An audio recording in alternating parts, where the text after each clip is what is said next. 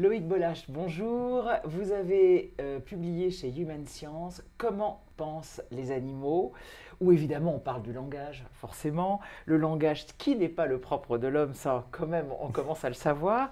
En fait, il y a des tas de sortes de langages, hein. Nous, on a notre langage, mais il y a des langages chimiques, acoustiques. Les animaux ont toutes sortes de façons de communiquer entre eux. Alors les animaux ont des milliers de façons, pas des milliers, mais beaucoup de façons de communiquer. Ça dépend encore une fois de leur biologie, de leur relation sociale. Alors communiquer, ça peut être un marquage chimique, ça peut être une signature vocale, ça peut être des infrasons, des ultrasons, ça peut être des couleurs. Donc il y a effectivement toute une multitude de langages chez les animaux. C'est pour ça que c'est si compliqué finalement de les comprendre.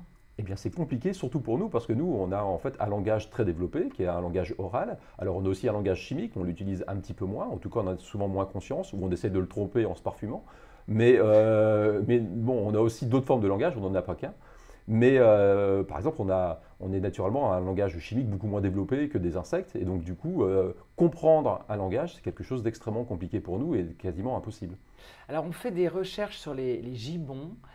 Et certains penseraient même que les gibbons, leur langage serait presque une trace de l'origine du langage humain. Expliquez-nous ça. Alors, c'est particulièrement intéressant parce qu'on va rechercher chez des primates des choses qui sont ancrées depuis des millions d'années chez les mammifères supérieurs comme nous.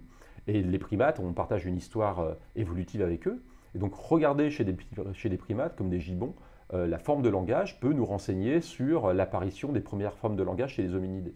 Voilà. Alors les gibbons, ils ont la particularité de vivre dans les arbres et d'avoir un certain nombre de prédateurs et de se prévenir entre collègues, entre individus du groupe social, de l'apparition d'un prédateur plutôt dans l'arbre ou plutôt au sol.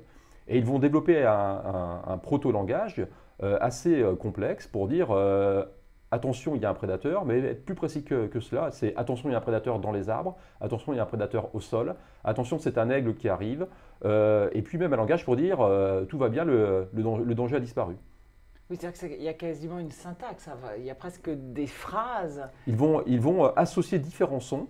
Et les chercheurs ont pu démontrer que l'association n'est pas faite au hasard, c'est une association qui correspond bien au danger qui est présent. Ils vont simuler en fait un danger dans les arbres en faisant apparaître des formes de prédateurs et ils vont enregistrer les sons et ils vont s'apercevoir que les gibbons sont capables d'associer plusieurs sons, presque une dizaine de sons, pour former des premières phrases. Donc c'est pour ça qu'on pense que ça serait peut-être à l'origine de notre langage. On aurait commencé, nous, comme ça, à parler, c'est ça? Eh bien, certainement que pour se motiver à parler, il y a plusieurs raisons. La première, c'est par exemple chercher de la nourriture, se séduire par exemple, mais naturellement, la présence du prédateur, c'est quelque chose qui est extrêmement important, c'est une question de survie pour les individus. Donc là, on imagine bien qu'une espèce sociale doit tout de suite se prévenir, prévenir ses collègues, prévenir sa progéniture, prévenir sa compagne ou son compagnon.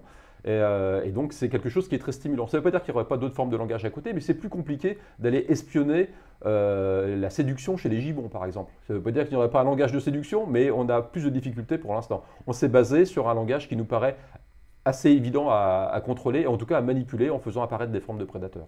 Alors, autre animal difficile à observer là-dessus et dont le langage semble absolument incroyable, c'est les baleines. Elles aussi, on se rend compte qu'il y a différents sons qu'elles assemblent. Enfin, c'est un immense mystère encore le langage des baleines. Alors là, on atteint presque le summum de la difficulté, puisque non seulement, la première difficulté, c'est que c'est un animal marin, et un mammifère marin, c'est pas notre monde, donc du coup, pour l'étudier, c'est beaucoup plus compliqué. Ce sont des animaux qu'on ne va pas mettre dans une cage, ou qu'on ne va pas mettre dans un zoo, ou qu'on ne va pas pouvoir manipuler comme cela, donc on ne peut que les écouter et essayer de traduire certains sons. En fait, ce que l'on va chercher, ce sont des récurrences, des sons qui réapparaissent régulièrement, comme si tous les jours on se dit, la première fois qu'on croise un individu, on lui dit bonjour, eh bien on va essayer de chercher des récurrences dans les sons en fait, des cétacés pour voir s'il y a des choses qui apparaissent de manière régulière. Et puis une autre difficulté chez les baleines dans leur mode de communication, c'est qu'il y a des accents. Et donc les baleines du sud et les baleines du nord ont un accent. Et effectivement, nous-mêmes, des fois, quand on va dans une autre région de notre beau pays, on peut avoir un petit peu de mal. Il nous faut une petite adaptation pour comprendre l'accent du sud ou l'accent du nord. Et bien là, c'est pareil, les baleines, elles ont un accent, donc ça rajoute une difficulté pour nous. Merci beaucoup. Ça, c'est dit dans le langage humain.